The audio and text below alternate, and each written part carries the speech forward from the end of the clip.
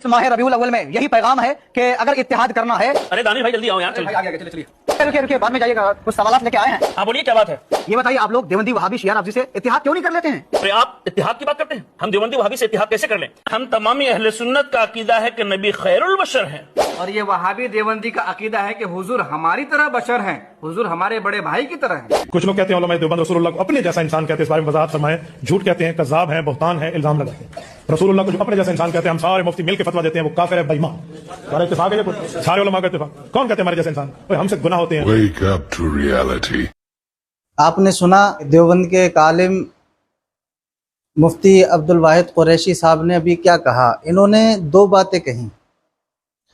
पहली बात यह कि जो उलमाए देवबंद पे ऐसा कहता है कि उलमाए देवबंद ने नबी पाक सल्लल्लाहु अलैहि वसल्लम को अपनी तरह कहा, तो वो कज़्ज़ाब है और वो बहतान लगाता है। दूसरी बात इन्होंने कही, जो नबी को अपनी तरह कहे वो उलमाए देवबंद के नज़दीक काफिर है।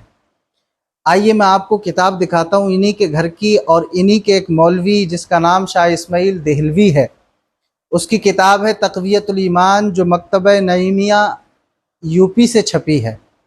इसके सफ़ा 87 पर है, कहता है कि इंसान आपस में सब भाई हैं और जो बड़ा बुज़ुर्ग है वो बड़ा भाई है, लिहाजा उनकी ताज़ीम बड़े भाई की सी कीजिए। यानी नबी पाक सल्लल्लाहु अलैहि वसल्लम बड़े भाई हैं, तो नबी पाक सल्लल्लाहु अलैहि वसल्लम की ताज़ीम बड़े भाई की सी कीजिए।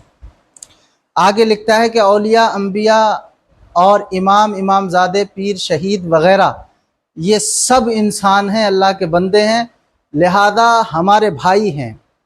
तो क्योंकि अल्लाह ने इनको बढ़ाई दी तो ये बड़े भाई हुए। देखें, अंबिया औलिया को एक ही सफ़ में इन्हें खड़ा कर दिया कि सब इंसान है और हमारी जैसे हमारे बड़े भाई हैं। स्क्रीन पे आपको नज़र आ रही होगी ये किताब इन्हीं के घर की है। तो अब पहली बात तो ये उलमा अहले सुन्नत की तरफ से जो ये कहा गया है कि उलमा देवबंद नबी को अपनी जैसा बशर कहते हैं, बल्कि वहाबी भी अपनी जैसा बशर कहता है, तो ये बहतान नहीं है, ये किसी तरह का कोई बहतान नहीं है, बल्कि इनकी किताबों में मौजूद है। अब दूसरी बात ये, क्या मुफ्ती अब्दुल वाहिद कुरैशी की नज़र में शाह इस्माइल देहलवी इस कौल की बिना पर, इस इबारत की बिना पर काफिर है या नहीं? मुफ्ती साहब को ये ऐलान करना पड़ेगा, तब आप अपने कौल में सच्चे पाए जाएंगे।